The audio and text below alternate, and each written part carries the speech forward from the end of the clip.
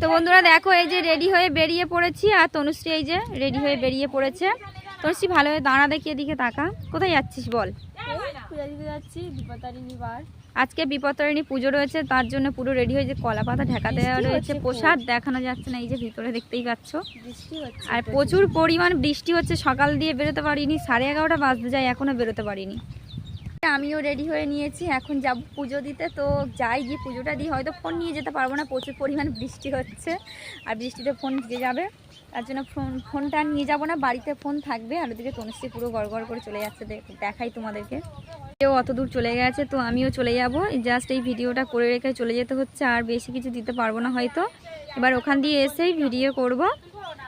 চলো যাওয়া যাক, গিয়ে পুজোটা দিয়ে আসি, আবার তোমাদের সাথে নেক্সট ভিডিওতে আসছি। আমার পুরো ভিডিওটা দেখে অবশ্যই আমার পাশে থেকো। দেখো পুরো মুখ ভিজে গেছে, ফোনও ভিজে গেছে। তো টাটা বন্ধুরা, সবাই ভালো থেকো, সুস্থ থেকো।